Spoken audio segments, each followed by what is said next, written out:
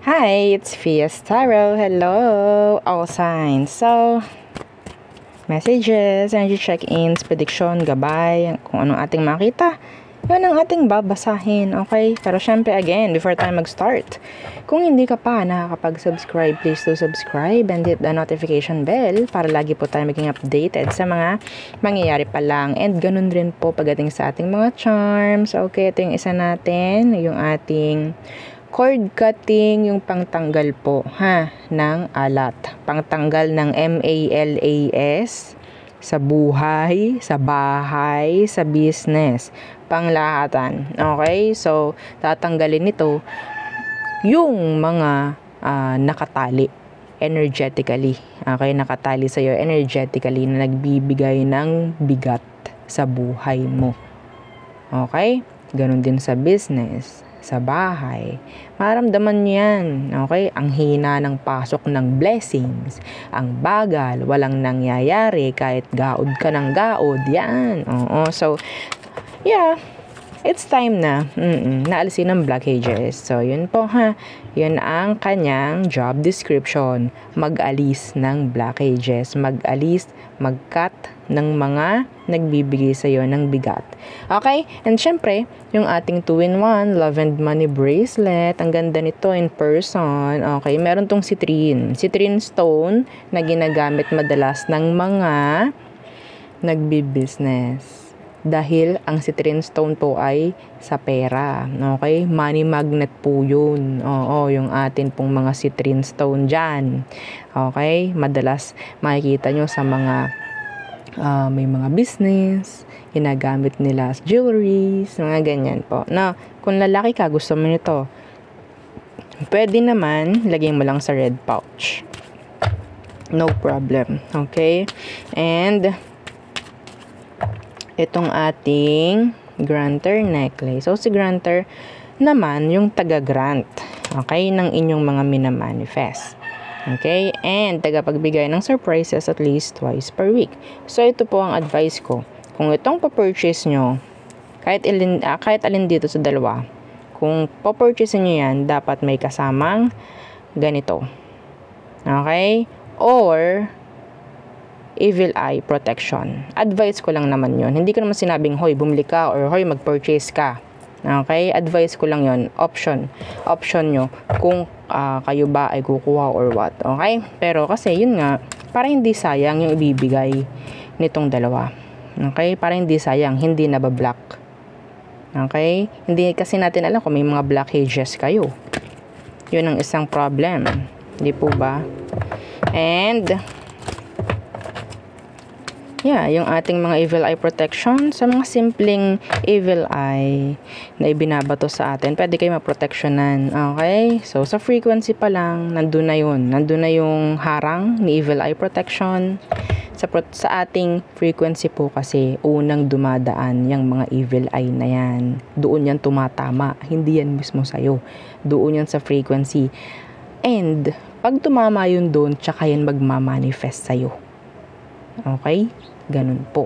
No? And, syempre, meron tayong pang-cleanse and pang-recharge. Yung ating cleansing kit, recharging kit. Okay? So, yeah, again, kung may tanong, message na lang po. Para saan po ba yung ating cleansing, recharging kit? Para sa ating mga charms. Okay? Sa ating mga kristal. Kung meron kayong mga kristal dyan. Okay, yung selenite crystal po natin nakasama sa ating kit, siya yung parang charger.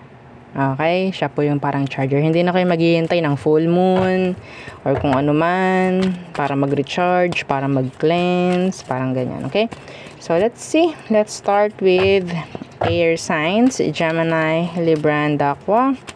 So, anong kailangan yung malaman? 5 of Wands in reversed. King of Wands. Going back sa kung ano man yung parang pinupursue mo. Okay? Pagbalik sa kung ano man yung mga ginagawa mo noon. Parang panunumbalik. Okay? Kung dati nag-gym ka, natigil. Tapos yes, may chance na babalik ka muli. Parang ganun. Okay? Nandoon na. Sabihin natin Wheel of Fortune and the Page of Swords. Kung ito man po ay parang binabalak nyo pa lang. Okay? May chance na talagang nandun na yung fate na sabihin natin kailangan ulit talaga mangyari. Kailangan nyo talagang gawin muli. Okay? Para rin sa inyo. Kung ano man yan, parang tawag dito, sisindihan mo ulit yung kandila para magkaroon ng flame. Oo, dati nawala yung flame, lumamig, pero ulit, okay, tatry ko ulit sindihan. Parang ganun yung energy na nakuha ko. That's general. Okay?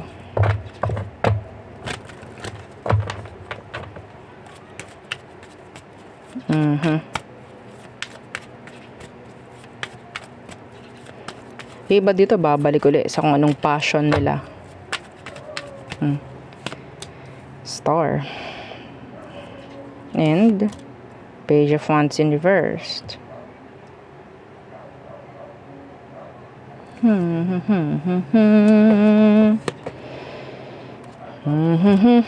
Eto, iwasan ninyo yung mga taong magsasabi ng ay hindi mo kaya, ay hindi ganyan, whatsoever. Okay? Meron kasi ako nakikita rito na yes, meron kang gustong mangyari, ipupursue, pero meron ditong delays. May nakita ko kanina, Emperor sa ilalim. Okay, akala mo makakatulong sa'yo, hindi pala. So, the Page of Wands in reverse, this is energy of delays. Iba dito po ha, may chance na makakakuha ng attention from a younger energy. Could be a fire sign. Yeah, could be a fire sign. Wag mo nang i-pending yung healing. Okay, some of you needs to hear that. Wag mo nang i-pending yung healing.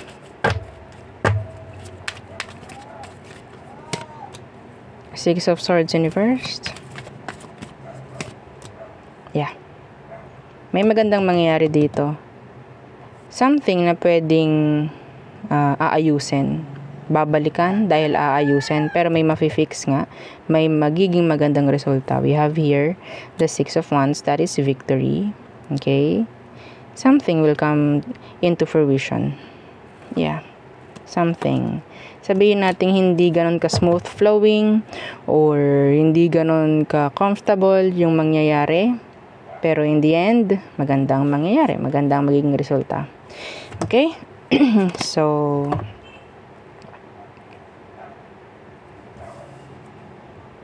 King of Wands, Page of Wands in reverse, Six of Wands. Excuse me. Fire sign. Napaka-consistent ng fire sign energy dito sa iyong reading. Pwedeng malaki ang papel ng taong to na kung sino man ito.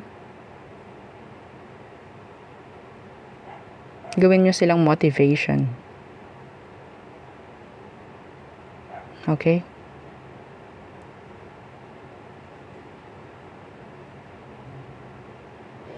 Meron ako nakikita dito channeled pabalik-balik na energy sa'yo. Gusto niya na makuha mo yung pansin or makakuha siya ng pansin from you. Pabalik-balik. Okay? Next. Fire signs. Aries, Leo, Sag. So, what's for you? Aries, Leo, Sagittarius.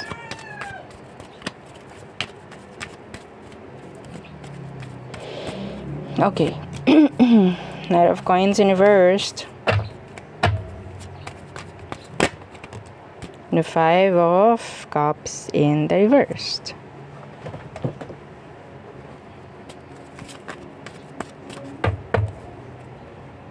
A water sign who's moving on.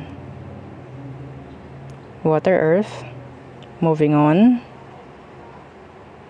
Meron ditong mga kabalik or sabihin natin may makakuha muli ng ROI.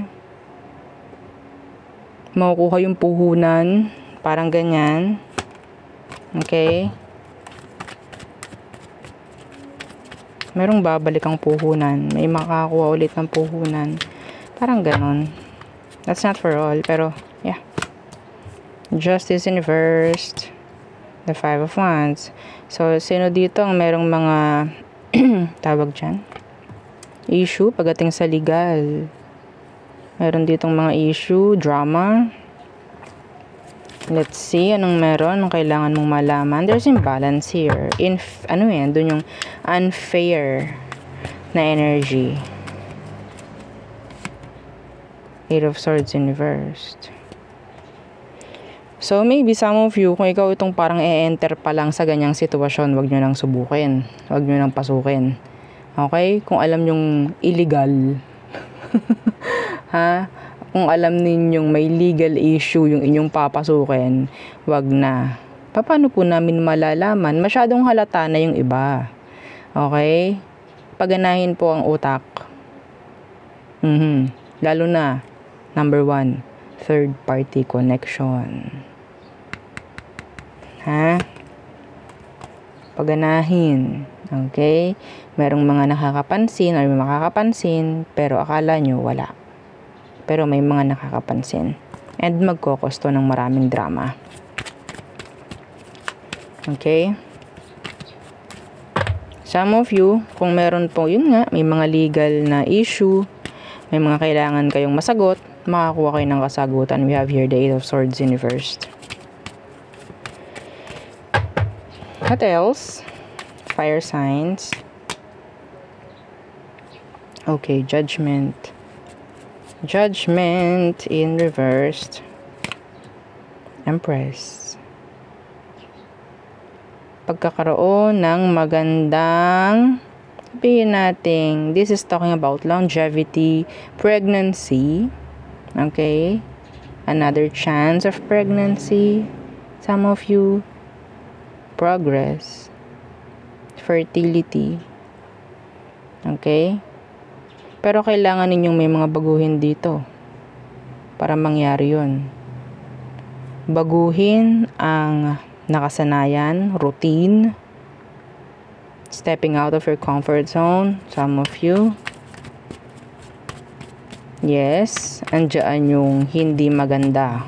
Sabi ko nga, hindi okay. Yes, see, the Page of Coins, this is something na parang okay, bagong learnings, parang ganyan. Yeah, see, the Five of Swords, hindi ganun kadali. Okay, hindi madali, pero magiging maganda ang resulta. Okay, physically, kung kailangan ngang maging fit, ganto, ganyan, mahirap nga, syempre, pero magiging maganda ang resulta. Ganun lang, sample lang.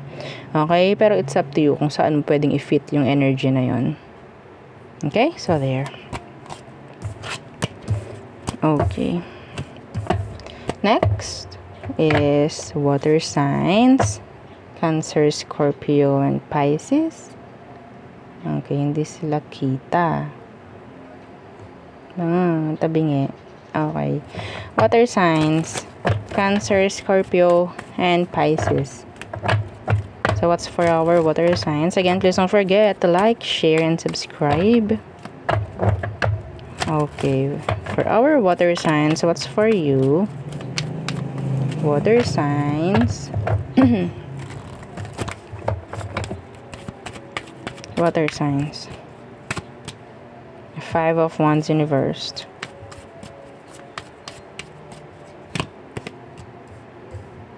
The High Priestess.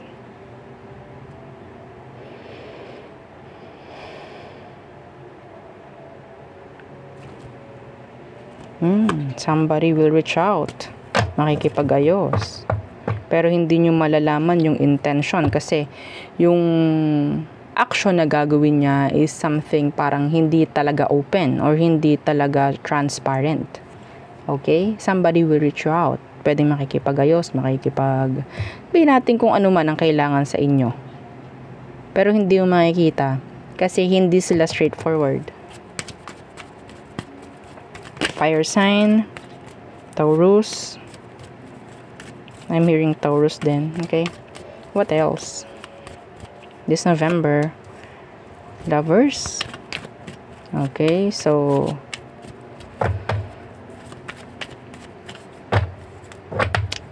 energy ng connections. New connection.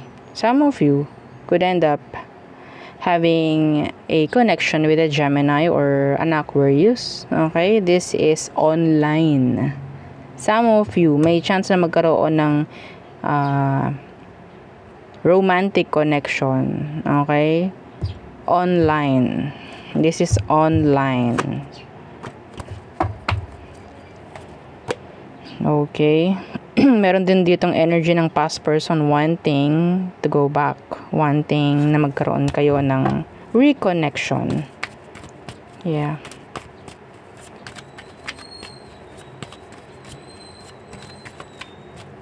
So, 5 of coins in reversed. 2 of swords. Meron ditong kinakailangan ka. Kaso nga lang tinatanggi or itatanggi. Yeah. Maybe, pwedeng iniiwas na lang niya yung sarili niya sa'yo. Yeah, the 2 of cups. Iniiwas na lang niya yung sarili niya sa'yo. Pwede kasing alam niya baka masaktan siya muli or what. Okay, pero the energy, yung energy mo, kailangan niya. Kailangan ka niya. They need pagdating sa'yo. They need you, they want to see you, they want to talk. Okay? See? They're in love still. Pero, yeah, the tower is here. Takot sila sa tower moment. Takot sila makaramdam ulit ng pagguho. Okay? Kung sino man to, nag-a-act sila somebody na pwedeng nire-reject ka niya. They're rejecting yung kagustuhan na magkaroon muli kayo ng reconnection in general. Okay? So, follow your intuition, water signs. You have to follow your intuition. Sandali lang po, ha? Okay, so next is, ano na ba? Okay, earth signs. Diba? Limot agad. Tama ba? Yeah, earth signs. Taurus, Virgo, Capricorn. Kapag hindi ko na-read yung water signs, sabihin nyo sa comment section. Gagawa ako. Okay? Yeah, grabe. Limot ko agad. Earth signs. Okay. Again, huwag kalimutan. Mag-like, share, and subscribe. Ayun ang huwag natin kakalimutan. Earth signs. Earth signs. Taurus, Virgo, Capricorn. This November, the 9 of coins in reverse. Responsibilities. Bills being paid. Okay. The Hanged Man. Okay. Parang nakagapo sa responsibilidad.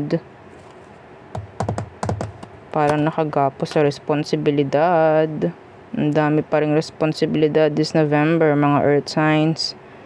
Okay. Ang pamimera.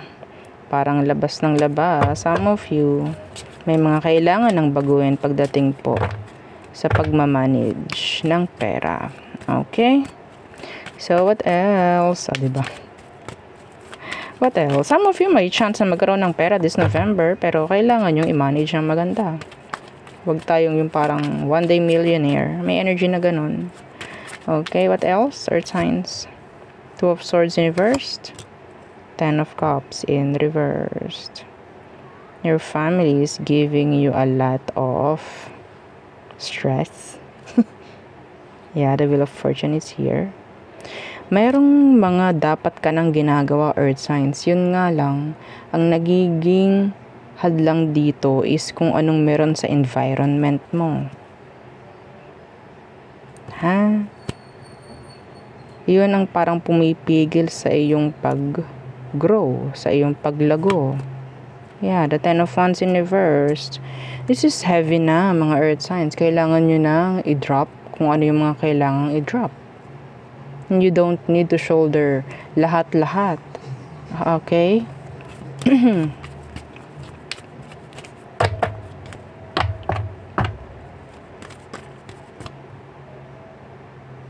This November, There's this energy ng confusion.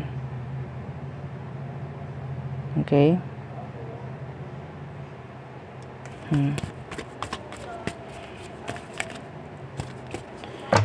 Okay, sandali lang po ha, sandali lang. Okay, so what else? Earth signs. Okay, again, the Magician. Manifestations. Reconnecting. Okay. Yeah. The Ten of Coins, your favorite. The King of Coins Universe, the Four of Wands. Ten of Swords. You have here angel number 10, 10, 10. So that's talking about completion. Okay. So, the Magician, the Ten of Coins, meron dito nakakasira sa energy pagdating po sa inyong pamimera. I don't know kung talagang nasisira lang or talagang may sumisira. Okay? So, hindi sila nasisiyahan kasi gusto ng mga to na talagang ikaw ay malugmok. Yan o. Nakatali. Hindi ka magiging masaya. Mga ganyang bagay-bagay. Mamumroblema ka sa pamamera mo. Hindi ka magiging masaya. Somebody is manifesting that for you. Kung ikaw yung nag-manifest ng ganun, stop it. Ikaw yung pwedeng, sabihin natin yes, babalik yan. May boomerang effect. Okay? Pero kung hindi man ikaw yan, merong gumagawa ng ganito, mapapansin nyo yan sa pamamera nyo. Okay, mapapansin nyo yan.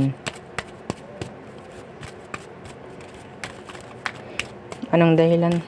Anong dahilan? Sino to? Anong meron? Seven of Coins Reversed. The Sun. Nasa ilalim. The Knight of Wands. I think you can't trust this person. Nag-expect ka sa taong to pero yun pala sinira niya. Kung ano man yung tiwalang ibinigay mo. Nag-expect ka sa kanya. I don't know who. Some of you, meron kayong mga kakilalang marunong sa kung ano man. Okay? And nag-rely kayo sa kanila. Pero, yeah. Sila mismo yung sumisira. That's not for all. That is not for all. See? Kilala nyo to. The Seven of Swords in reversed. Okay? Kahit anong gawin nyo pagsusumikap, kung yung taong ito is ayaw niya nang siya ay malalamangan. Okay? Hindi yan papayag. Ayaw niya nang malalamangan, mauungusan mo. Yeah. Galit siya dun. Gusto nito, mas magaling siya sa'yo.